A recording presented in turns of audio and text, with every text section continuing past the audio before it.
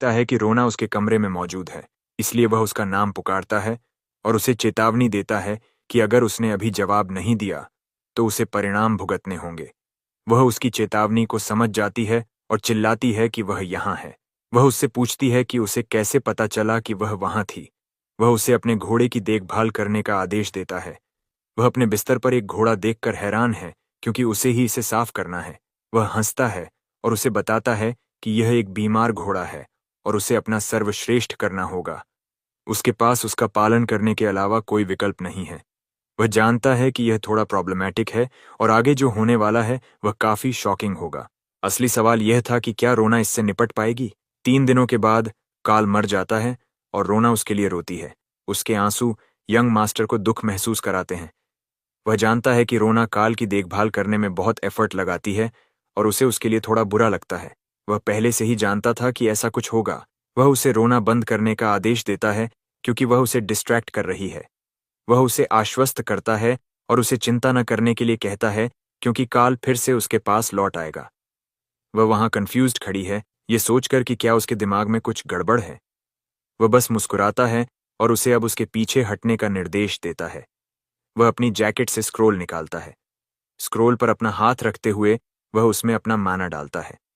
कुछ मैजिकल होने लगता है और वह यह देखकर हैरान हो जाती है कि वह माना का उपयोग कर सकता है। तुरंत उसे चेतावनी देते हुए कि यह यहाँ इलीगल है। पहली बार वह अपने माना को ठीक से कंट्रोल नहीं कर पाता है, इसलिए वह फिर से कोशिश करता है और उसे चेतावनी देता है कि अगर वह उसे डिस्ट्रैक्ट करती रही तो काल एक बार फिर मर जाएगा और इस बार यह उसकी गलती होगी। वह उसे समझाता है कि वह ऐसा व्यक्ति बन गया है जिसने अभी तक जीनियस ऑफ माना डिटेक्शन के अपने ट्रेड को नहीं जगाया है। इस एम्पायर में 15 साल से कम उम्र में माना का उपयोग करना फॉरबिडन है जब तक कि कोई इंपीरियल फैमिली से न हो। इस वजह से अन्य छात्रों की तुलना में जो बाद में माना कंट्रोल सीखना शुरू करते हैं, इंपीरियल फैमिली के वंशज मैजिक में कई गुना अधिक प्रोफिशिएंट होते हैं।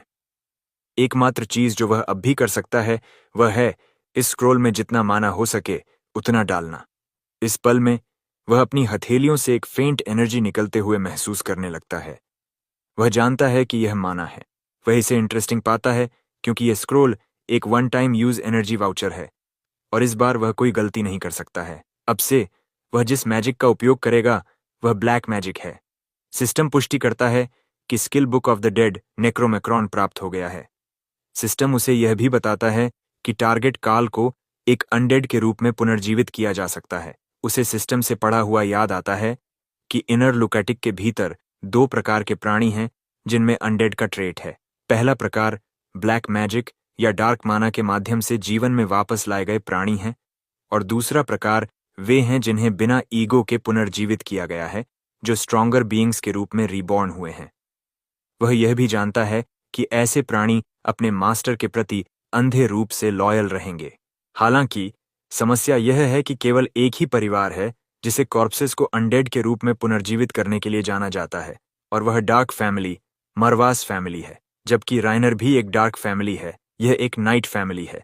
जबकि मरवास फैमिली ब्लैक मेजेस हैं जो अनडेड को कंट्रोल करते हैं। उस मामले में वह सोचता है, क्या उन प्लेयर्स को जो मारवास फैमिली से संबंधित नहीं हैं, उन्हें उनकी स्किल्स का बिल्कुल भी उपयोग करने में असमर्थ नहीं होना चाहिए। वह जानता है कि जवाब नहीं है क्योंकि उसे one time use skill selection voucher मिला था। उससे उसे नेक्रोमैक्रॉन, जिसे बुक ऑफ द डेड भी कहा जाता है, मिला।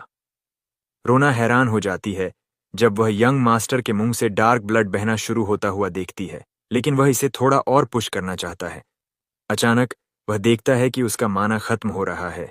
उसी पल काल वापस जीवन में आ जाता है। सिस्टम पुष्टि करता है कि उसने स्किल को सफलतापूर्वक एक्टिवेट कर दिया है। काल अब पहले से कहीं ज्यादा मजबूत है।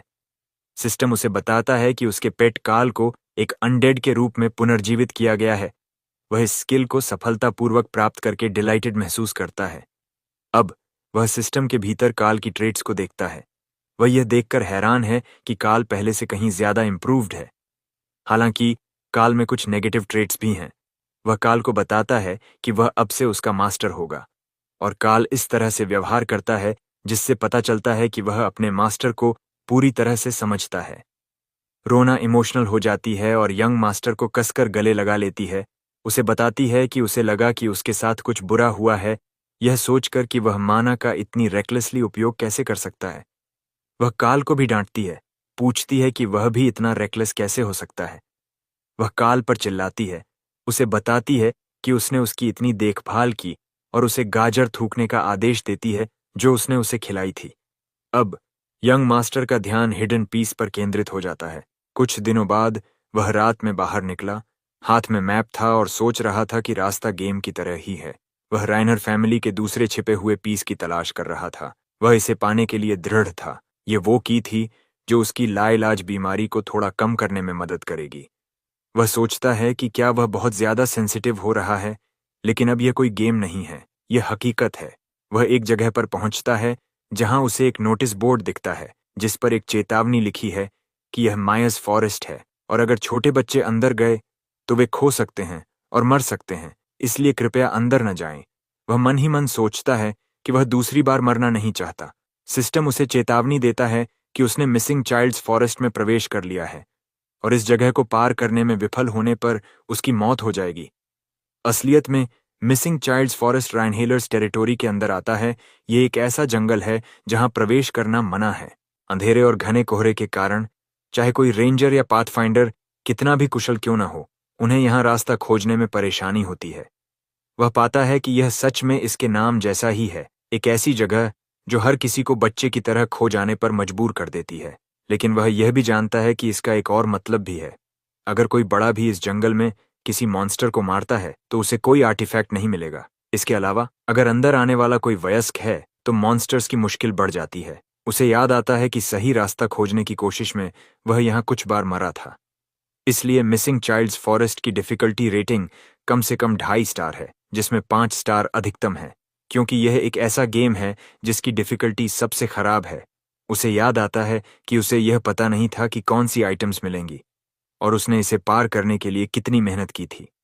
अब जब वह इसके बारे में सोचता है तो यह उसकी लाइलाज बीमारी के लिए एक आइटम खोजने के लिए एकदम सही जगह है। अपनी टॉर्च जलाकर वह जंगल में तलाश शुरू कर देता है। वह जानता है कि मिसिंग चाइल्ड्स फॉरेस्ट को पार करने की सबसे महत्वपूर्ण की धुएं की दिशा है।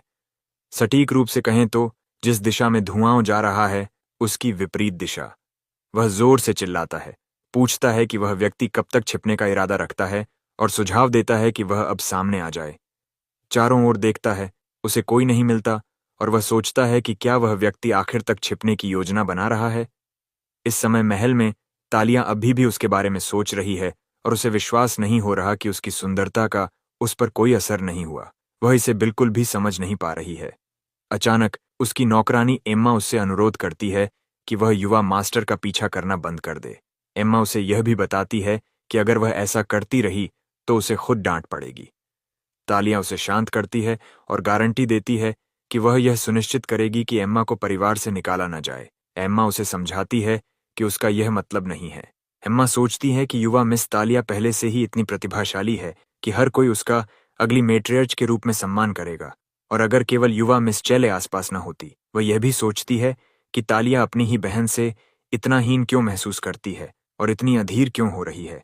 एम्मा यह उम्मीद करते हुए उसके कमरे से निकल जाती है कि तालिया ने शायद हार मान ली है और अब सो रही है।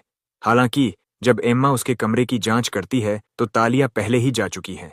एम्मा सोचती है कि क्या वह युवा मास्टर नॉक्स को खोजने गई है।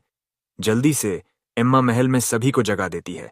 तालिया सच में नॉक्स को जंगल में ढूंढने में कामयाब हो जाती है, जिससे वह हैरान रह जाता है। वह उससे पूछता है कि वह यहाँ क्या कर रही है। अचानक युवा सोर्ड्समैन को खतरा महसूस होता है और वह उससे कहता है कि उसके पीछे हो जाए। वे दोनों एक ग्रे वुल्फ को आते देख चौंक जाते हैं। वह सोचता है कि क्या यह जंगल ग्रे वुल्फ के क्षेत्र का हिस्सा है। तालिया को एहसास होता है कि उसके पास अभी सिर्फ एक डैगर है। भेड़िया उनके चारों ओर चक्कर लगाना शुरू कर देता है और दूसरों को भी उसके साथ शामिल होने का इशारा करता है। अचानक ग्रे वुल्फ उन पर हमला कर देता है। वह डर जाती है, लेकिन वह शांत रहता है।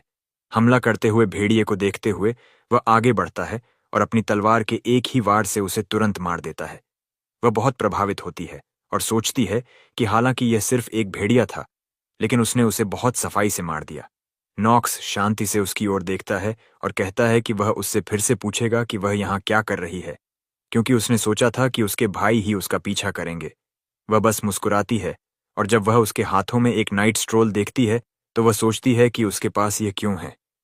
वह उसका जवाब मांगता है और अगर वह जवाब नहीं देती तो उसे अकेला छोड़कर चले जाने की धमकी देता है। उसकी ओर चलते हुए वह उसका हाथ पकड़ती है और उसे बताती है कि वह कुछ भी अजीब नहीं कर रही है। दरअसल बस इतना है कि वह अचानक इतना मजबूत हो गया और उसने उसकी तरह मजबूत बनने के बारे में सोचा। वह बताती है कि उसने खिड़की से बाहर देखा और उसे वहां देखा और वह उत्सुक थी कि वह कहाँ जा रहा था।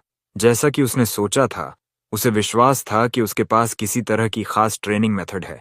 वह उसे बताती है कि यही कारण है कि उसने उसका पीछा किया और इस जंगल को देखकर वह बिना सोचे समझे इसमें कूद गई। नॉक्स को अब 3 चीजें पक्की हो गई हैं। पहली, वह उसके बारे में बहुत ऊंचा सोचती है। दूसरी, वह उसके प्रति शत्रुतापूर्ण नहीं है, जो एक राहत है। और तीसरी, वह सिर्फ एक बच्ची है जो यह नहीं समझती कि देर रात दूसरों का पीछा करना कितना खतरनाक है। युवा स्वॉर्ड्समैन उस पर मुस्कुराता है और सोचता है कि क्योंकि वह एक कोर कैरेक्टर में से एक है, वह उसे यहाँ अकेला नहीं छोड़ सकता। वह उसे अब भी के लिए उसके पीछे चलने के लिए कहता है। हालांकि वह यह साफ कर देता है कि वह उसकी मदद करने की कोशिश नहीं कर रहा है, बल्कि बस इस स्थिति को सुलझा रहा है ताकि उसके परिवार पर कोई आंच न आए। वह अपनी गलती मानती है और इसके लिए माफी मांगती है।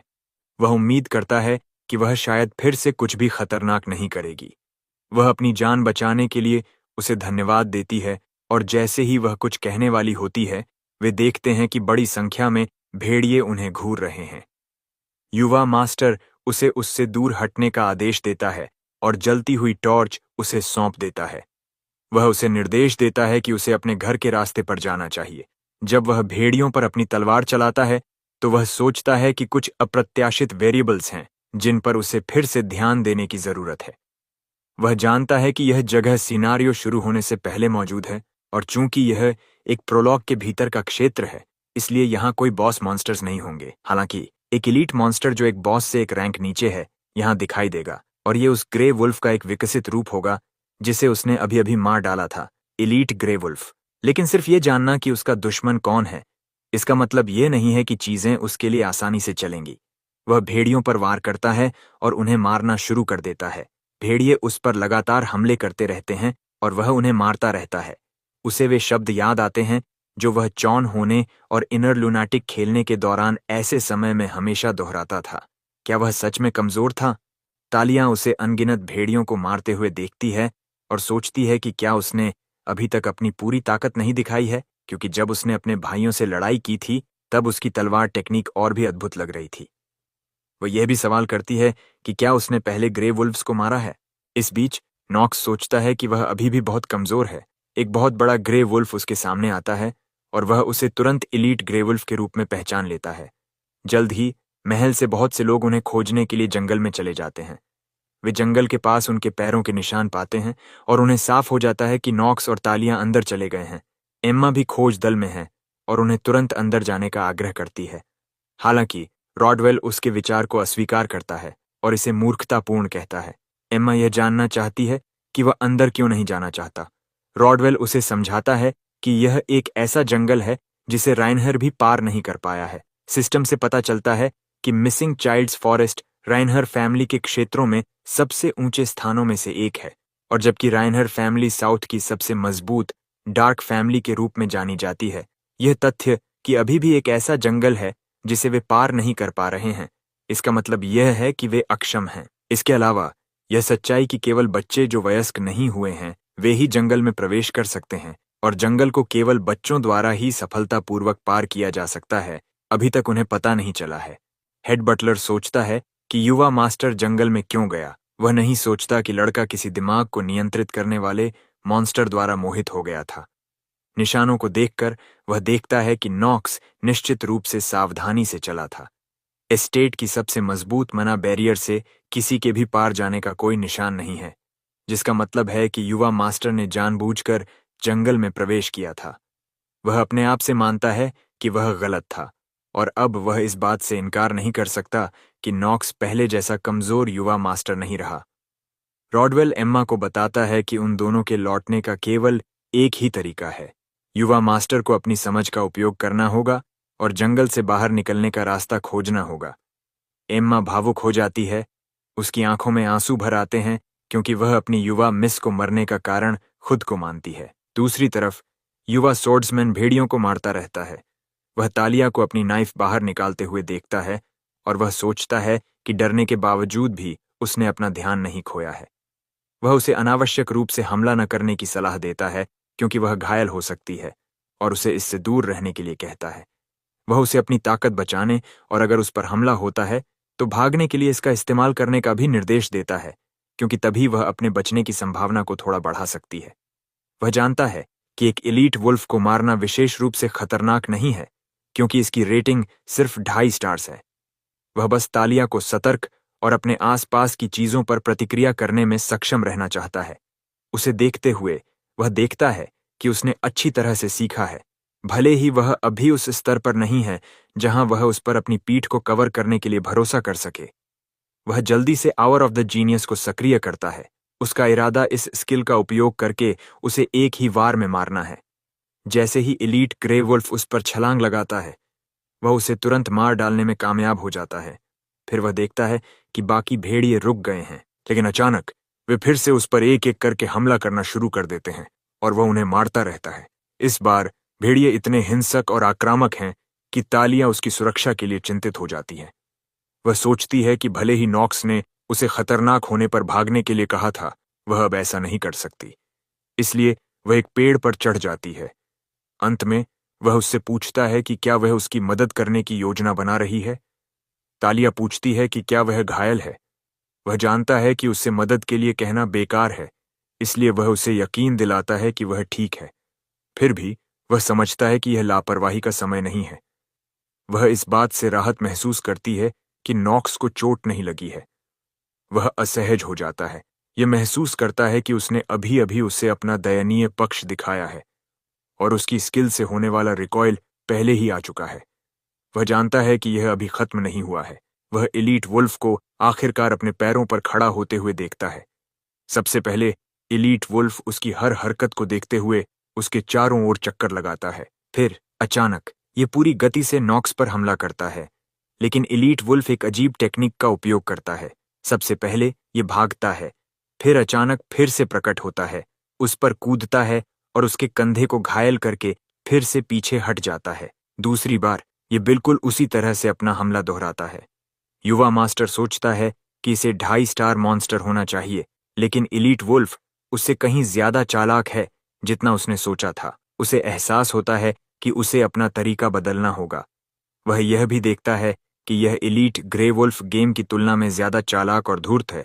वह जानता है कि यह अब छिपा हुआ है, उसे देख रहा है और फिर से हमला करने के मौके का इंतजार कर रहा है। पिछले 2 हमलों ने उसे पूरी तरह से हैरान कर दिया। उसे पहले इसकी चालाकी को न पहचानने का पछतावा होता है जब यह दूसरे भेड़ियों को आज्ञा दे रहा था और यह सोचकर कि यह इलाके और भौगोलिक फायदों का भी फायदा उठाएगा। वह जानता है कि उसे पहले अपनी सुरक्षा बढ़ानी होगी। अचानक एलीट वुल्फ फिर से हमला करता है और इस बार नॉक्स उस पर एक वॉर करता है, लेकिन इसका कोई असर नहीं होता है। ऐसा लगता है कि भेड़िया उसके एक बड़ा वॉर करने और एक ओपनिंग दिखाने का इंतजार कर रहा था। एलीट तुरंत पलटवार करता है और स्वॉर्ड्समैन इसकी भविष्यवाणी करने में विफल रहता है। वह सोचता है कि क्या वह सिर्फ इसलिए बहुत ज्यादा उत्साहित हो गया था क्योंकि उसने इस गेम को कई बार पार किया था। वह जानता है कि यह एक मूर्खतापूर्ण फैसला था। फिर कहीं से तालिया का डैगर उसकी आंख में जा घुसता है। वह सोचता है कि अगर एलीट वुल्फ ओपनिंग्स बना सकता है तो वे भी बना सकते हैं। वह व्यक्ति जिसने वह अप्रत्याशित वेरिएबल बनाया था वह तालिया थी। मौके का फायदा उठाकर वह अपनी तलवार के एक ही वार से एलीट ग्रे वुल्फ को मार डालता है। तालिया 2 और भेड़ियों को उनकी लड़ाई को देखते हुए देखती है और जब नॉक्स एलीट को मार डालने में कामयाब हो जाता है तो वे पीछे हट जाते हैं। यह देखकर वह पेड़ से नीचे उतरती है और उसकी ओर दौड़ती है। वह जानना चाहती है कि क्या वह ठीक है। वह उसे बताता है कि वह केवल उसकी वजह से बचा है और इसके लिए उसे धन्यवाद देता है। अपना आभार व्यक्त करने के बाद वह सोचता है कि क्या उसने अभी अभी उस दुश्मन को धन्यवाद दिया है जो भविष्य में उसे मार डालेगा, लेकिन अभी के लिए यह उसकी चिंता नहीं है। वह पूछती है कि क्या उसे अभी चोट लगी है, क्योंकि उसने उसके कंधे पर कुछ बड़े घाव देखे थे। वह जवाब देता है कि यह सिर्फ एक मामूली घाव है और चिंता करने की कोई बात नहीं है। उसे इस बात से राहत महसूस होती है कि उसे कहीं और चोट नहीं लगी है। अचानक एक छोटा स्पाइडर उसके कंधे पर कूद जाता है और वह चिल्लाती है कि यह एक और मॉन्स्टर है। वह जल्दी से उसकी बाहों में कूद जाती है और उसे कसकर पकड़ लेती है। वह उसे बताती है कि एक स्पाइडर है और उसे कसकर पकड़ लेती है। युवा मास्टर सोचता है कि वह कब तक उसे पकड़े रहने का इरादा रखती है। वह यह भी उत्सुक है कि क्या वह सच में स्पाइडर से डरती है या वह सिर्फ उसे गले लगाना चाहती है। वह लापरवाही से स्पाइडर को दूर करता है और उससे सवाल करता है, पूछता है कि क्या मकड़ी जैसी कोई चीज उसे डराती है, फिर वह किस वजह से उसके पीछे जंगल में आई। वह पूछती है कि क्या वह स्पाइडर से नहीं डरता है। सोर्ड्समैन जवाब देता है कि इस तरह के डर के साथ वह निश्चित रूप से एक नाइट नहीं बन पाएगी। यह सुनकर वह गुस्सा हो जाती है और उससे पीछे हट जाती है। वह मुस्कुराता है, ये सोचकर कि आखिरकार उसने उसे छोड़ दिया। वह जानता है कि वह केवल उसकी वजह से बचा है, लेकिन वह यह कहने में हिचकिचाता है क्योंकि वह अचानक चिल्ला सकती है। अब उन्हें बस जंगल से बाहर निकलने की जरूरत है। अब सुबह हो गई है और खोज दल अभी भी जंगल के बाहर इंतजार कर रहा है। एम्मा चिंतित है, सोच रही है कि क्या वे बच गए या नहीं। वह यह सोचकर चिंतित महसूस करती है कि मिस टालिया का गायब होना दोनों परिवारों के बीच समस्याएं पैदा कर सकता है। रॉडवेल सोचता है कि क्योंकि इस इलाके में बहुत से बच्चे मिसिंग चाइल्ड फॉरेस्ट के भीतर लापता हो जाते हैं, ऐसे लोग हैं जो गुप्त रूप से दावा करते हैं कि रेनहर फैमिली अक्षम है। अचानक एम्मा जंगल की ओर इशारा करती है और दूसरों को बताती है कि जंगल का कोहरा हटने लगा है। अब वे देखते हैं कि मिसिंग चाइल्ड फॉरेस्ट साफ हो गया है। वह निश्चित रूप से नहीं जानती है, लेकिन वह यही सोचती है कि मायाज़मा हट रहा है। रॉडवेल उसकी बात की पुष्टि करता है और उसे बताता है कि वह सही है। वह समझाता है कि इसका मतलब है कि जंगल साफ हो गया है और वे जिस एकमात्र संभावना के बारे में सोच रहे थे वह हकीकत में बदल गई है। अब वे सभी जंगल में प्रवेश करते हैं और एम्मा दूसरों को बताती है कि इसका मतलब है कि उनके युवा मास्टर नॉक्स ने यह कर दिखाया।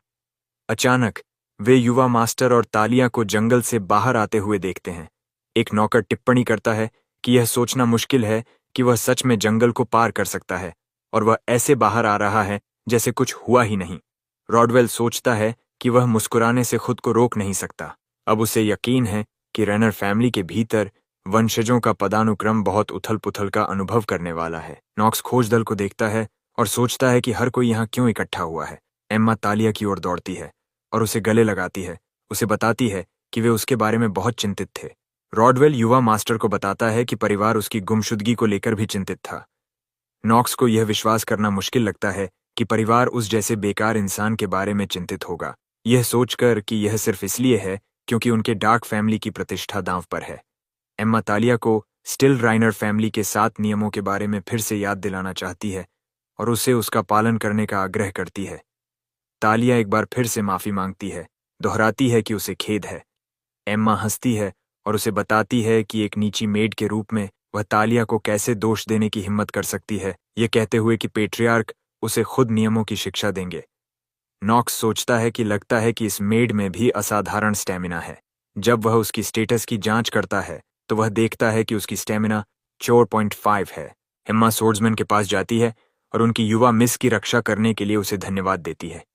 तालिया सोचती है कि उसके साथ जाने की इच्छा भी नहीं थी।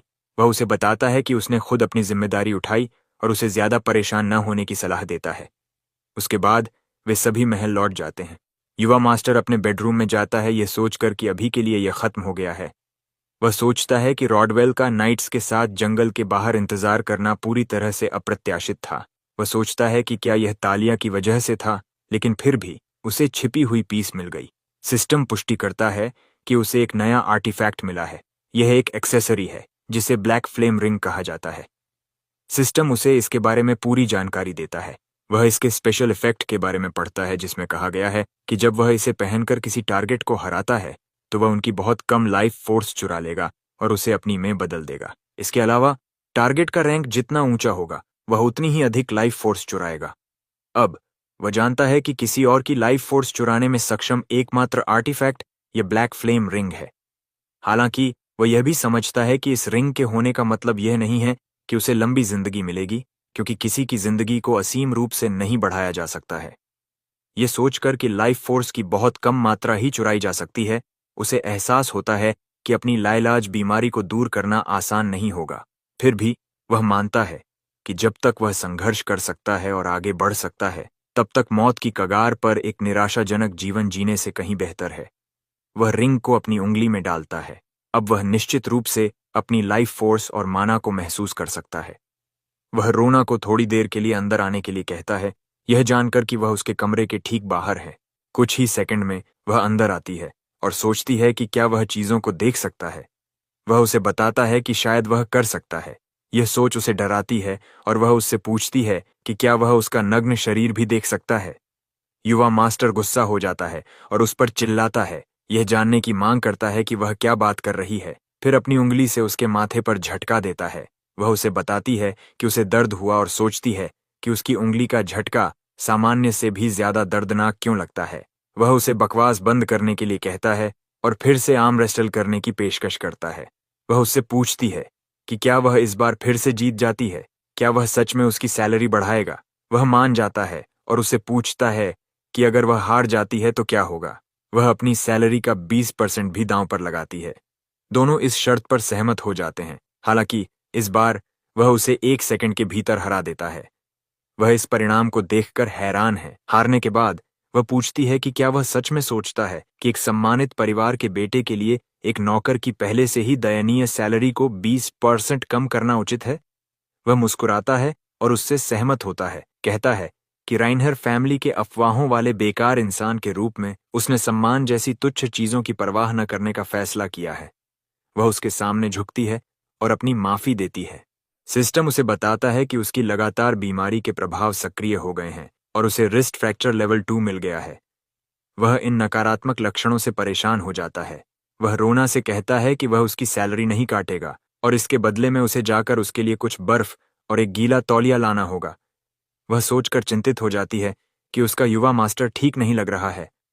सोर्ड्समैन सोचता है कि फिलहाल वह सिर्फ अंगूठी पाकर ही संतुष्ट है। अब उसे बस थोड़ा आराम करने की जरूरत है। समय बीतता है और 2 हिडन पीसेस, कार्ल और द ब्लैक फ्लेम रिंग, उसी के पास रहते हैं। उन्हें प्राप्त किए 6 महीने हो गए हैं और अफसोस की बात यह है कि उसे दोनों में से किसी का भी उपयोग करने का मौका नहीं मिला है। तभी यह निर्णय आया कि नॉक्स को ग्राउंडेड कर दिया गया है। ऐसा नहीं है कि उसने कोई परेशानी खड़ी की हो। उसने तो लापता बच्चे के जंगल को भी साफ कर दिया। उसे विश्वास नहीं होता कि उसे ग्राउंडेड किया गया है, जबकि उन्हें उसे इनाम देना चाहिए। यह उसे अविश्वसनीय लगता है। वह रोना की ओर मुड़ता है और पूछता है कि क्या वह उससे सहमत है। वह बस जवाब देती है कि वह परिवार की एक नौकरानी है और अगर उसने पेट्रियार्क के बारे में बुरा बोला तो उसकी सैलरी काट दी जाएगी।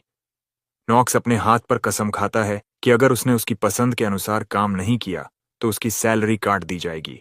उसकी धमकी सुनकर वह तुरंत उसे बताती है कि पेट्रियार्क उसके साथ बहुत ज्यादा सख्त हैं।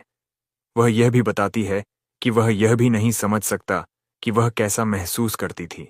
वह सोचता है कि वह इस जीवन के अनुकूल होने के लिए कितनी मेहनत कर रहा है। कार्ल के विकास को देखते हुए एक बहुत ही उत्पादक जीवन जी रहा है।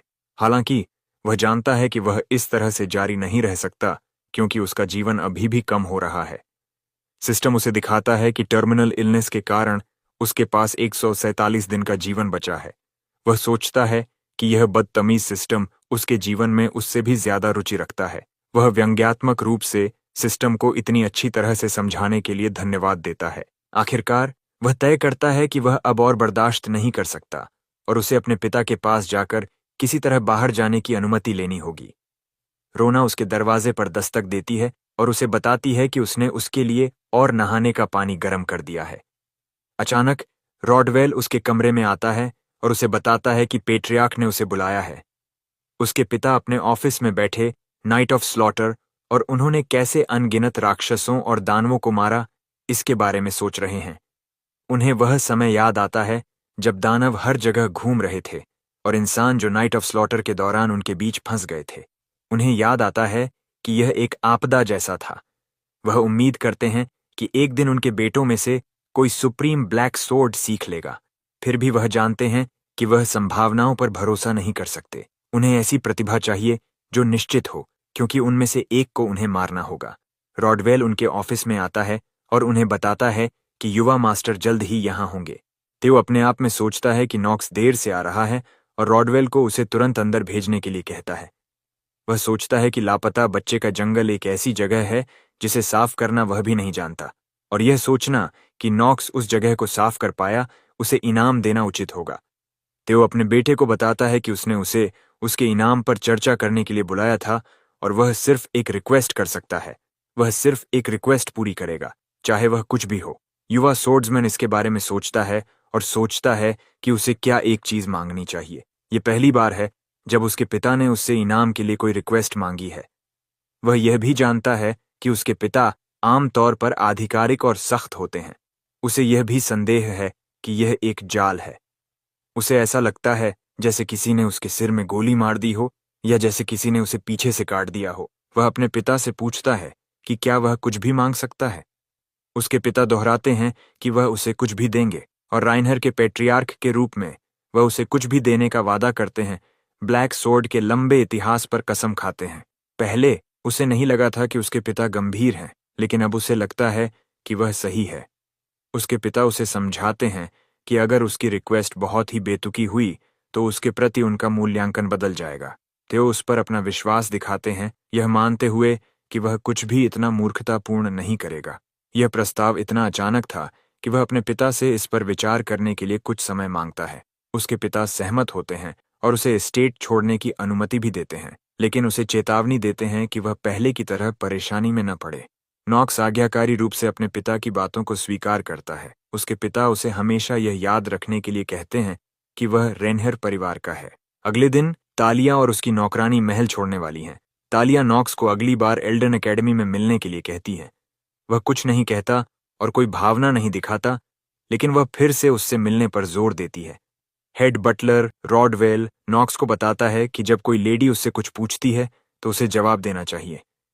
युवा मास्टर अनिच्छा से उसे जवाब देता है कि अगर वह तब तक एक फुल फ्लेज्ड नाइट बन जाती है तो वह उससे मिलेगा। तालिया भावनात्मक रूप से आवेशित हो जाती है और उससे सहमत होती है, लेकिन वह उसे यह कहकर चिढ़ाता है कि वह एक सुपर ह्यूज स्पाइडर को देखने के बाद भी बिल्कुल नहीं डरेगी। उस टिप्पणी से वह दुखी और गुस्सा हो जाती है और उसके पेट पर मुक्का मारती है। वह उसे बताती है कि वह एक फुल फ्लेज्ड नाइट बनने के बाद वापस आएगी और उसे अपना सिर तैयार रखना होगा। वह सोचता है कि वह उसके सिर से क्या मतलब रखती है और संदेह करता है कि क्या वह उसे मारना चाहती है। एम्मा सभी को उनके आतिथ्य के लिए धन्यवाद करती है, खासकर युवा मास्टर को। सोर्ड्समैन बहुत ही अशिष्टता से एम्मा से पूछता है कि स्टाइलिनर परिवार की एक नौकरानी को उसे धन्यवाद क्यों देना है। वह उसे अपनी युवा मालकिन तालिया को बचाने के लिए फिर से धन्यवाद देती है। वह उसे समझाता है कि ऐसा नहीं है कि उसने जानबूझकर उसे बचाया था और उनसे उसे परेशान करना बंद करने और चले जाने के लिए कहता है। आखिरकार तालिया और एम्मा एस्टेट से चली जाती हैं। नॉक्स को राहत महसूस होती है कि एक व्यक्ति अब चला गया है। वह सोचता है कि उसे क्यों लगता है कि वह धीरे धीरे इस अजीब जीवन का आदी हो रहा है। उसे सटीक कारण नहीं मिल रहा है, लेकिन वह किसी तरह इसका आनंद ले रहा है। सिस्टम उसे बताता है कि टर्मिनल इलनेस के कारण उसके पास 146 दिन का जीवन बचा है। वह तय करता है कि अब उसके पास आराम करने का समय नहीं है। कुछ दिनों बाद जब युवा मास्टर अपने कमरे में तैयार हो रहा होता है, रोना उसे बताती है कि उसे एक नई नौकरानी और नए नौकरों को लाना होगा। यह सुनकर वह हैरान हो जाता है और जब वह सोच रहा होता है कि उसने ऐसा क्यों कहा, तो रॉडवेल कमरे में आता है और उसे सुप्रभात कहता है। वह रॉडवेल से उसके आने का उद्देश्य पूछता है। रॉडवेल नॉक्स को बताता है कि एल्डन एकेडमी ने उसकी मदद के लिए एक मेड इन ट्रेनिंग भेजी है और आज से वह उसकी सेवा करेगी, इसलिए वह उसे पेश करने आया है। वह उसे ग्रीट करती है और उसे बताती है कि आज से वह उसकी एक्सक्लूसिव मेड है और उसका नाम लविलिया है। युवा मास्टर जल्दी से सिस्टम पर उसकी जानकारी की जांच करता है। उसके बारे में कुछ महत्वपूर्ण बातें जो उसे पता चलती हैं वे ये हैं कि उसके पास एक परफेक्ट हाउसवर्क एक्टिव स्किल है और वह टियाओ के आदेशों के आधार पर उसकी निगरानी कर रही है। उसके बारे में यह जानकारी उसे थोड़ा सजग महसूस कराती है। अचानक सिस्टम उसे सूचित करता है कि टर्मिनल इलनेस के कारण उसके पास केवल 140 दिन का जीवन बचा है। वह देखता है कि जब किसी का समय सीमित होता है तो ऐसा लगता है कि यह बहुत तेजी से बीत रहा है। अभी उसके लिए एकमात्र अच्छी बात उसके पॉजिटिव स्टैट्स हैं।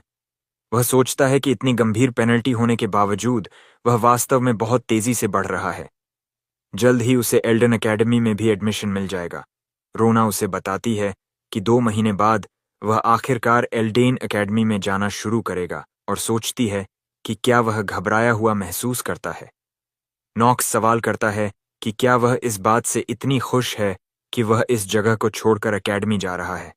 इस पर रोना रोने लगती है और उसे बताती है कि वह उसे अभी से ही मिस करना शुरू कर रही है। वह उसे ज्यादा प्रतिक्रिया देने से रोकता है और टिप्पणी करता है कि वह उसकी सैलरी नहीं काटेगा। यह सुनकर वह खुश हो जाती है। युवा मास्टर सोचता है कि उसके पास अगले 2 महीनों में उसे तंग करने का भी समय नहीं है। अगर वह अपने स्टैट्स को थोड़ा भी नहीं बढ़ाता है तो वह डेफिनेटली एकेडमी के अंदर जीवित नहीं रह पाएगा। वह जानता है कि एल्डेन एम्पायर की सबसे अच्छी एकेडमी है जहां देश भर से मॉन्स्ट्रसली स्ट्रॉन्ग कैडेट्स इकट्ठा होते हैं, और उस जगह में जीवित रहने और मेन स्टोरी में प्रवेश करने के बाद उसे विलन की भूमिका निभानी होगी। अभी उसके लिए सब कुछ बहुत मुश्किल है। रोना उसे फिर से बताती है कि उसे एक नई मेड और नए सर्वेंट्स लाने की जरूरत है। लविलिया उसे आश्वासन देती है कि वह उसका समर्थन करने के लिए अपनी पूरी कोशिश करेगी। युवा मास्टर को पता चलता है कि वे उसे इस जगह को आराम से नहीं छोड़ने देंगे। असल में टियो वॉन राइनहॉफर सबसे महान विलेंस में से एक और दुनिया के सबसे मजबूत बींग्स में से एक है। जब लोग सोचते हैं कि वह अपनी वर्तमान स्थिति तक कैसे पहुंचा, तो कई लोग पूछते हैं कि क्या यह सिर्फ उसकी सोर्ड्समैनशिप के कारण था। वह इतना कुशल है कि कुछ ही लोग ऐसा होने पर संदेह करते हैं। हालांकि मुख्य कारण त्यो राइनहर परिवार के शीर्ष पर अपना स्थान ले पाया, क्योंकि वह अपने आसपास की हर चीज और हर किसी पर शक करता था। त्यो लविलिया को बताता है कि उसे इस बार उससे बहुत उम्मीदें हैं। वह यह भी बताता है कि उसने सुना था कि उसे लिविया परिवार में सक्सेशन की कतार में पीछे धकेल दिया गया था, और कहता है कि अगर वह इस बार अच्छा करती है तो राइनहर परिवार सक्सेशन में उसका समर्थन करने के लिए कोई कसर नहीं छोड़ेगा। वह उसे आश्वासन देती है कि वह युवा मास्टर नॉक्स की पूरी दिल से मदद करेगी। हालांकि त्यो उसे बताता है कि वह यह नहीं चाहता। फिर वह उसे पुष्टि करती है कि वह नॉक्स की सख्ती से निगरानी करेगी और हर एक चीज उसे रिपोर्ट करेगी। त्यो उसे याद दिलाता है कि वह कभी न भूले कि उसका मास्टर कौन है। वह उसके ऑफिस से बाहर आती है और तय करती है कि अब से उसे और वेवर नहीं करना चाहिए। दूसरी तरफ युवा मास्टर अपने बिस्तर पर लेटा हुआ लविलिया, एक स्पाई, के बारे में सोच रहा है। वह जानता है कि त्यो शायद यह पुष्टि करना चाहता है कि नॉक्स के अंदर का व्यक्ति वास्तव में नॉक्स है या नहीं, क्योंकि डीमन पोजेशन कुछ ऐसा है जो इनर लूनेटिक के भीतर बहुत बार होता है। नॉक्स एक ऐसा किरदार है जिसका शरीर ओरिजिनल स्टोरी लाइन में नंबर 1 डीमन बेल ने चुरा लिया था। उसे एहसास होता है कि जब तक तेयो को यह पता नहीं चलता कि वह वास्तव में कौन है, तब तक सब ठीक है। फिर भी वह जानता है कि लविलिया समस्या है। हालांकि वह मेन स्टोरी लाइन में शामिल नहीं है, उसे इस तरह से फेंक देना बर्बाद होगा। मूल रूप से वह लीविया परिवार की अगली मुखिया बनने वाली थी, लेकिन उसके चाचा ने उसके पिता और मां को मार डाला और उसने अगली मुखिया के रूप में अपना पद खो दिया। आगे क्या हुआ, यह स्पष्ट है। अंत में वह रेनर परिवार की एक नौकरानी बन गई और अपने परिवार से भागने में कामयाब रही। वह बाहर से हंसमुख दिखती है और हमेशा मुस्कुराती रहती है, लेकिन अंदर से वह बहुत जेडेड और रॉटन है, एक ऐसा किरदार जो टूटने की कगार पर है। उसका अंतिम निर्णय यह था कि मेन स्टोरी के पहले भाग के शुरू होने से पहले वह सुइसाइड कर लेगी। अब वह सोचता है कि स्टोरी लाइन में बदलाव लाने के लिए उसे क्या करना चाहिए। वह सोचता है कि किसी ऐसे व्यक्ति को बचाना जिसे मर जाना चाहिए सही निर्णय हो सकता है, भले ही वह जानता हो कि ऐसा करने का मतलब है कि वह अपने गले में एक फंदा डाल लेगा। अगले दिन वह अपनी दोनों मेड्स को बताता है कि आज से वे टेरिटरी के जंगल में राक्षसों का शिकार करेंगी और वे दोनों उसके साथ जाएंगी और उसकी मदद करेंगी। लविलिया कॉन्फिडेंट रहती है और कुछ नहीं कहती, लेकिन रोना यह सुनकर शॉक्ड हो जाती है और अपने मास्टर को बताती है कि वह लीव ऑफ एब्सेंस ले रही है क्योंकि वह बीमार है। हालांकि लविलिया अपने मास्टर का ओबे करने के लिए सहमत है। रोना उसे चेतावनी देती है कि वह इतनी आसानी से हर बात पर सहमत नहीं हो सकती। युवा मास्टर उनकी प्रतिक्रियाओं को बहुत करीब से देखता है, यह जानते हुए कि एक नौकरानी के लिए राक्षसों का शिकार करने से डरना सामान्य है, क्योंकि यह आखिरकार एक बेतुकी रिक्वेस्ट है। लविलिया का इमीडिएट जवाब उसे उत्सुक बना देता है। वह रोना को बताता है कि वह जानता है कि उसने अपनी सारी लीव का उपयोग कर लिया है। रोना रोने लगती है और पूछती है कि क्या उसे आज सिक लीव लेने की अनुमति नहीं है। यह सवाल करती है कि वह ऐसा कैसे कर सकता है। नॉक्स पूछता है कि क्या वह भूल जाती है कि वह किसी काम का नहीं है, और चेतावनी देता है कि अगर वह उसकी बात नहीं मानती है तो वह उसकी सैलरी काट देगा। शुरुआत के लिए वह उस पर आसान होगा, शायद उसकी वार्षिक सैलरी का लगभग आधा। रोना रोती रहती है और पूछती है कि क्या वह अपने साथ एक धनुष या तलवार लाए, लविलिया उससे पूछती है कि क्या उसे सर रॉडवेल को सूचित करना चाहिए कि वह एस्टेट छोड़ने वाला है, इससे पहले कि वह तैयारी शुरू करे। उसे अचानक याद आता है कि अब से उसकी टॉप प्रायोरिटी अपनी लाइफ स्पैन बढ़ाना होगी, और चूंकि वह अब कहीं भी जाने के लिए स्वतंत्र है, वह उस पर काम करने का इरादा रखता है। बाद में वे तीनों अपने घोड़ों पर सवार होकर जंगल में चले जाते हैं। मिस्टर टीओ उन्हें अपने ऑफिस की खिड़की से देखते हैं। कुछ दिनों बाद एक लापता बच्चे का जंगल, जो अब साफ होने के बाद एक साधारण जंगल जैसा दिखता है, में नॉक्स एक और ग्रे वॉल्फ को मारता है। सिस्टम उसे सूचित करता है कि उसने वुल्फ की थोड़ी सी लाइफ फोर्स सोख ली है। उसे लगभग 2 घंटे की लाइफ मिलती है। जंगल में अनगिनत भेड़ियों को मारने के बाद वह सोचने लगता है कि क्या उसने इस इलाके के सभी भेड़ियों को खत्म कर दिया है। चूंकि उसे एक ही शिकार से 2 घंटे की लाइफ मिली है, इसे काफी सफल शिकार माना जा सकता है। अनगिनत मरे हुए भेड़िए जमीन पर बिखरे पड़े हैं। लेविलिया बताती है कि उसे शिकार शुरू किए 1 घंटा हो गया है और पूछती है कि क्या वह थक तो नहीं गया। उसे पानी देती है। युवा मास्टर को एहसास होता है कि वह आवर ऑफ द जीनियस को एक्टिवेट करना भूल गया था, जिससे शिकार में काफी समय लगा। इसका मतलब है कि उसने सिर्फ 1 घंटा कमाया है। वह जानता है कि हिसाब कभी बिल्कुल सही नहीं होता, लेकिन यह बहुत ज्यादा गड़बड़ है। इसके अलावा ऐसा नहीं है कि वह हर घंटे मॉन्स्टर को मार सकता है। उसकी सबसे बड़ी चिंता यह है कि मॉन्स्टर्स की संख्या सीमित है। चूंकि वह पिछले कुछ दिनों से लगातार शिकार कर रहा है, उसने उनमें से ज्यादातर को मार डाला है। इस डर से वह समझता है कि एक शानदार जीवन जीने की उसकी योजना पूरी तरह से खतरे में पड़ सकती है। वह मानता है कि इस समय इस इलाके में मॉन्स्टर्स की कमी भी एक बड़ी समस्या है। लेविलिया कहती है कि उसे विश्वास नहीं हो रहा कि वह सोचता है कि मॉन्स्टर्स का न होना एक समस्या है, और अगर दूसरे लोग उसकी बात सुनेंगे तो वे सोचेंगे कि वह अजीब हो गया है। वह अपनी मेड्स को बताता है कि कुछ नहीं हो सकता है और उन्हें आज के लिए हवेली में लौटने के लिए कहता है। लेविलिया पूछती है कि क्या उसे उसके लिए गर्म पानी का बाथटब तैयार करना चाहिए और इसे एक आरामदायक तापमान पर रखने का वादा करती है। सोर्ड्समैन को एक सपोर्ट जीनियस से ऐसी उम्मीद थी। वह उसे आदेश देता है, कहता है कि वह डिनर से पहले नहाना चाहता है, इसलिए उसे यह सुनिश्चित करना होगा कि समय सही हो। रोना उसे याद दिलाती है कि उसे उसके बारे में नहीं भूलना चाहिए और कहती है कि वह उसका कमरा साफ करेगी।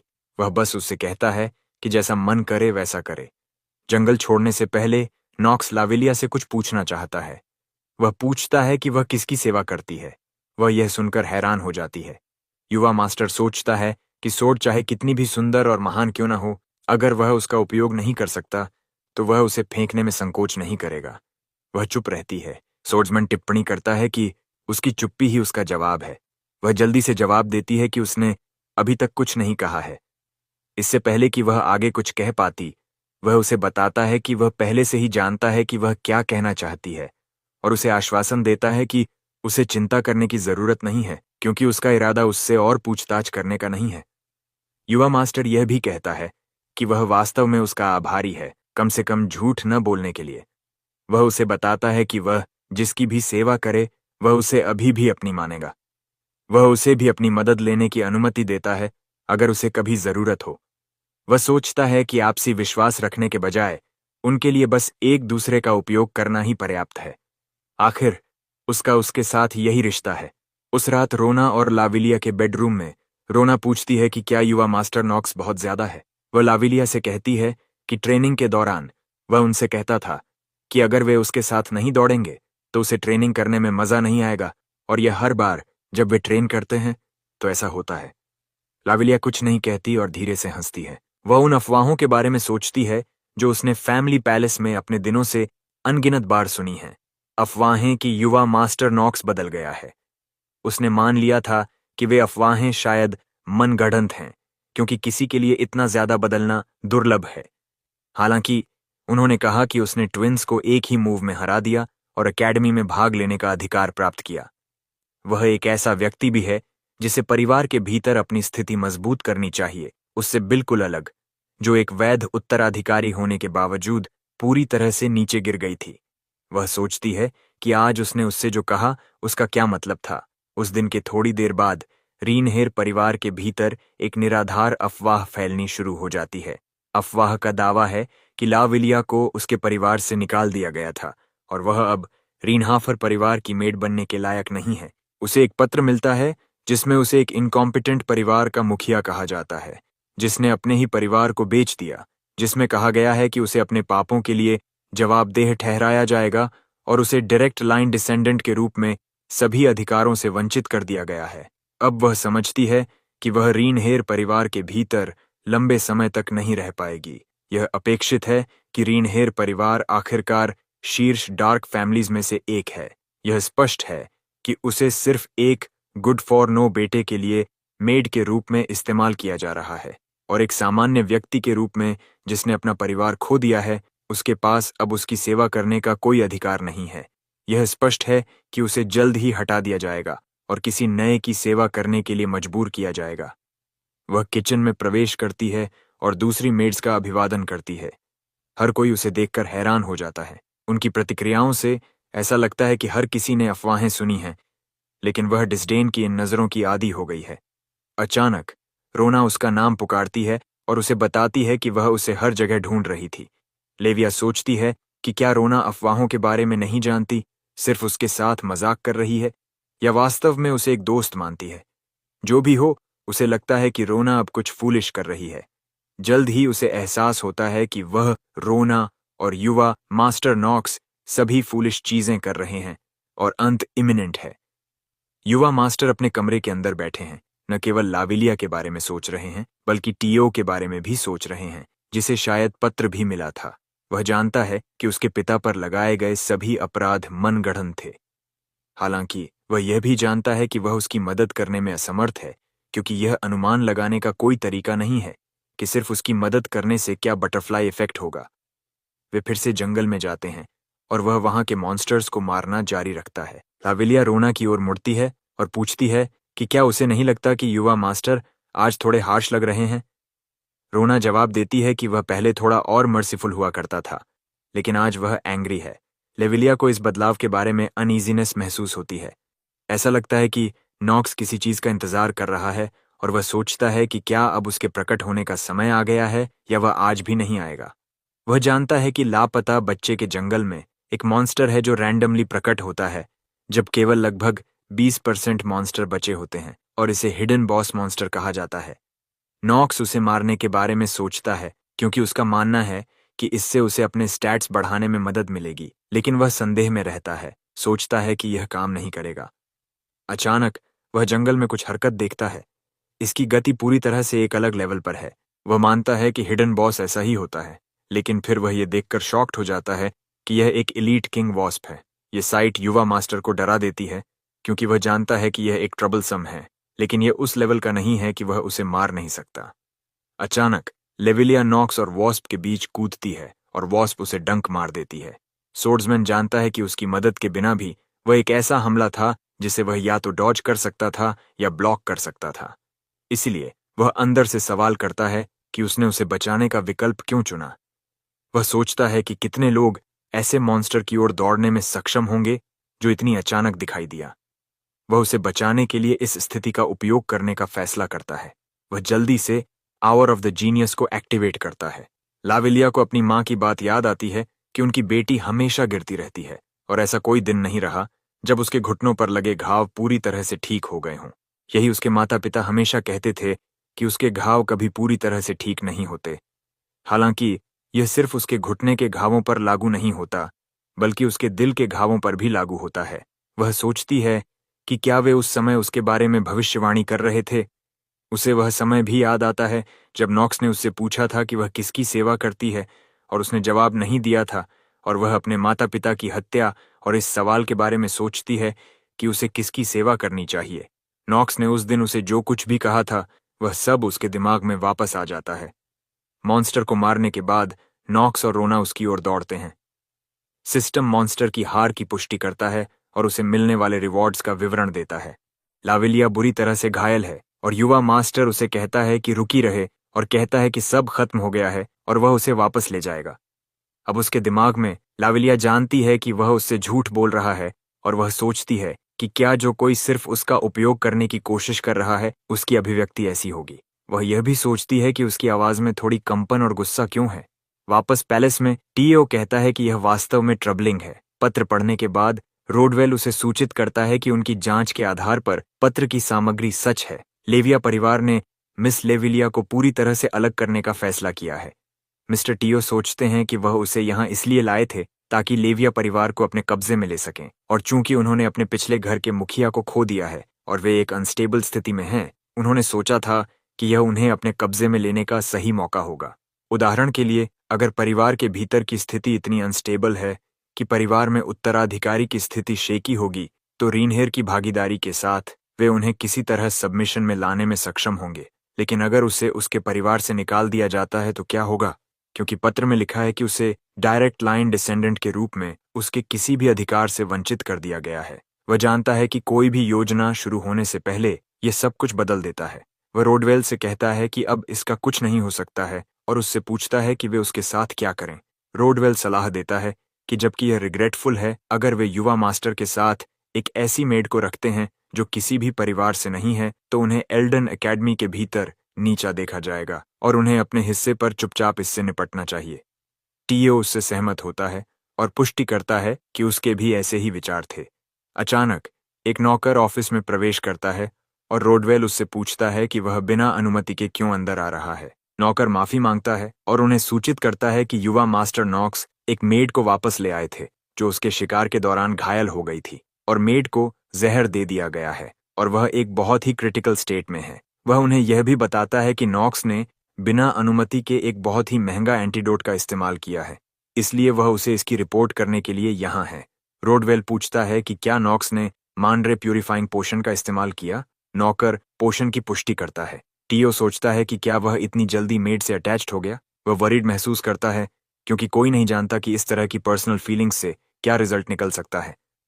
हॉस्पिटल में लेविलिया आखिरकार जागती है और रोना उसे होश में देखकर इमोशनल हो जाती है। होश में आने के बाद लेविलिया सोचती है कि उसके साथ क्या हुआ और क्या युवा मास्टर सुरक्षित हैं, और यह भी इंटरनल सवाल करती है कि उसने उस समय ऐसा क्यों किया। रोना उसे बताती है कि युवा मास्टर ने उस पर एक एंटीडोट मैंड्रेकी का इस्तेमाल किया जो बहुत इफेक्टिव माना जाता है। रोना उसे यह भी बताती है कि उसने डॉक्टर के इसे इस्तेमाल करने से इनकार को पूरी तरह से नजरअंदाज कर दिया और उससे कहा कि वह इसे उस पर इस्तेमाल करे जब तक कि वह मरना नहीं चाहता। रोना अनुमान लगाती है कि उसका गुड फॉर साइड अभी भी मौजूद है। लेविलिया सोचती है कि उसने उसकी जान क्यों बचाई और क्या वह उसका उपयोग करने वाला नहीं था। रोना उसे बताती है कि उसे और आराम करने की जरूरत है, लेकिन लाविलिया कहती है कि वह अभी युवा मास्टर नॉक्स से मिलना चाहती है। रोना बताती है कि वह चेम्बरलेन की तलाश में गया है और उसने उससे कहा था कि जब लाविलिया जागे तो उसे अपडेट दे। रोना उसे बताती है कि वह जल्द ही वापस आएगी और कमरे से बाहर चली जाती है। लाविलिया उठती है और अपना बैग पैक करना शुरू कर देती है क्योंकि उसे लगता है कि उसे यहाँ नहीं होना चाहिए, और सच्चाई यह है कि वह जानती है कि वह कहीं भी रहने के लायक नहीं है। अपना बैग पैक करते समय वह अपने माता पिता की तस्वीर देखती है और नॉक्स के लिए एक नोट छोड़ती है।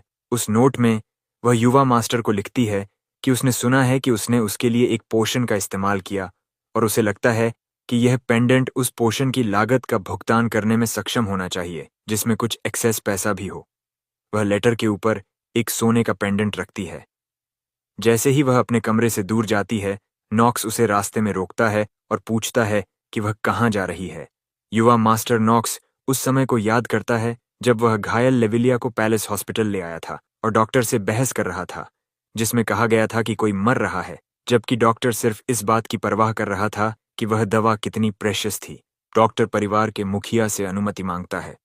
वह डॉक्टर से सवाल करता है कि क्या वह इस परिवार में उससे हायर रैंक रखता है। डॉक्टर उससे माफी मांगता है। युवा मास्टर इस मामले को व्यक्तिगत रूप से अपने पिता को रिपोर्ट करने की धमकी देता है और उसे तुरंत इसे एडमिनिस्टर करने के लिए मजबूर करता है।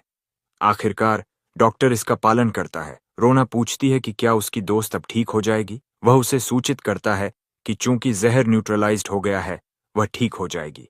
कमरे से बाहर निकलने से पहले नॉक्स रोना को निर्देश देता है कि एक बार जब लाविया जागे तो उसे व्यक्तिगत रूप से रिपोर्ट करे। वहां से वह सीधे अपने पिता के ऑफिस में जाता है। टीओ उसे वहां देखकर सरप्राइज्ड हो जाता है और कहता है कि उसका अपने पिता से मिलने आना दुर्लभ है, ये सोचकर कि क्या यह यात्रा उस मेड की वजह से है। नॉक्स का सिस्टम उसे सूचित करता है कि मास्टर ऑफ एक्टिंग एक्टिवेट हो गया है। युवा मास्टर अपने पिता को याद दिलाता है कि उन्होंने एक बार कहा था कि वह उसे एक इच्छा पूरी करेंगे। वह अपने पिता से मांग करता है कि वे लेविया को उसे दे दें, वह जिसे उसके परिवार से निकाल दिया गया है। सोर्ड्समैन इसे एक सुंदर इफेक्ट मानता है जो मेन स्टोरी को प्रभावित करेगा। वह टीओ की स्पाई थी, लेकिन वह समझता है कि ऐसी प्रॉब्लम्स अब मायने नहीं रखती हैं, क्योंकि आज जब उसने उसे बचाने की कोशिश करते देखा तो उसे कुछ एहसास हुआ। जो जवाब उसने पहले नहीं दिया था, उसने अपने एक्शन से दिखाया था। उसके पिता उसे बताते हैं कि वह समझता है, और अगर वह यही चाहता है तो वह ऐसा करेगा। जैसे ही नॉक्स जाने वाला होता है, वह अपने पिता को बताता है कि उनके इस अनवर्दी बेटे को बस एक और बात कहनी है। टीओ उसे बोलने की अनुमति देता है। हालांकि जैसे ही नॉक्स शुरू करता है, उसे अपने सिस्टम से एक वार्निंग मिलती है कि मास्टर ऑफ एक्टिंग की इफेक्टिवनेस उसकी एजिटेटेड स्टेट के कारण कम हो रही है, जिससे वह बात पूरी नहीं कर पाता जो वह कहने वाला था। टीओ उसे रोक देता है। इस समय नॉक्स लेविया के सामने खड़ा है और उसके सवालों का जवाब मांग रहा है। वह उसे सूचित करती है कि वह जाने वाली है। वह बताती है कि उसे नहीं लगता कि उसके लिए यहाँ कोई जगह है, और उसने उसके लिए जो कुछ भी किया है उसके लिए उसे धन्यवाद देती है। नॉक्स उससे फिर से सवाल करता है, पूछता है कि वह कहाँ जाने की योजना बना रही है, बजाय इसके कि वह उसकी मेड के रूप में उसकी मदद करे। वह जवाब देती है कि वह पहले से ही जवाब जानता है। वह उसे बताती है कि उसे उसके पिता द्वारा उसकी निगरानी करने का आदेश दिया गया था, और इसमें उसे धोखा देना भी शामिल था। वह सोचती है कि जब उसने उसे पहले ही धोखा दे दिया है तो वह उसे वापस क्यों रोकना चाहता है। वह बताती है कि अगर वह उसे अभी बाहर निकाल देता तो भी उसे कुछ नहीं कहना होता, और पूछती है कि वह ऐसा क्यों कर रहा है। युवा मास्टर उसे शांति से देखता है और सोचता है कि क्या वह अपने एक्टिंग के पीछे ऐसी है। उसका यह पक्ष एक जीवित व्यक्ति जैसा लगता है, कोई ऐसा जो हार न मानने का विकल्प चुनेगा और संघर्ष करेगा, तब भी जब समय डार्क और हार्श हो। वह उसे बताता है कि लोग एक दूसरे को धोखा देते ही रहते हैं। वह फूट फूट कर रो पड़ती है और कहती है कि उसने उसके खिलाफ एक गंभीर अपराध किया है। वह जवाब देता है कि इसीलिए तो उसके खिलाफ एक गंभीर अपराध करने के बाद वह उसे चुकाए बिना जाना चाहती है। वह उससे पूछता है कि उसे किसने कहा कि वह जा सकती है। वह कंफ्यूज्ड लगती है और जानना चाहती है कि उसका वास्तव में क्या मतलब है। वह उसे बताता है कि वह यहीं रह रही है।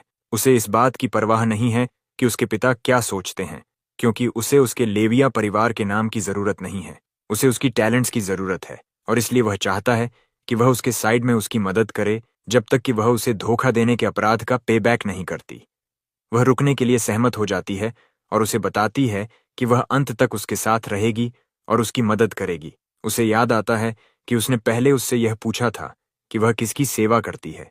वह पुष्टि करता है कि उसने ऐसा किया था। फिर वह पूछती है कि क्या वह जानता है कि वह किसकी सेवा करती है, और वह जवाब देता है कि वह वास्तव में जानता है। अगली सुबह जब रोना फर्श पर पोंछा लगा रही थी तो उसने दूसरी नौकरानियों से कहा कि छोटे मालिक ने डॉक्टर को जान से मारने की धमकी दी थी, और डॉक्टर डर गया। अचानक नॉक्स उसके पीछे आ जाता है और उसे उसके सामने उसकी बेइज्जती करने से मना करता है। वह उसे वहां देखकर चौंक जाती है और सोचती है कि क्या वह उसकी सारी बातें सुन रहा था। वह उसका मजाक उड़ाता है, कहता है कि उसने यह दावा करके बचने की कोशिश छोड़ दी है कि उसने उसकी बेइज्जती नहीं की। रोना अचानक लेविलिया की तरफ मुड़ती है और पूछती है कि क्या वह ठीक है। उससे कहती है कि वह ज्यादा काम न करे और वह लॉन्ड्री का काम संभालेगी। सोर्ड्समैन सोचता है कि वह हमेशा परेशानी क्यों खड़ी करती रहती है। वह लेविया से पूछता है कि क्या उसे पता है कि वह 2 महीने में उसके साथ एल्डेन एकेडमी जा रही है। वह उसे बताती है कि उसने इसके लिए पहले ही काफी तैयारियां कर ली हैं। वह जानना चाहता है कि उसने किस तरह की तैयारियां की हैं।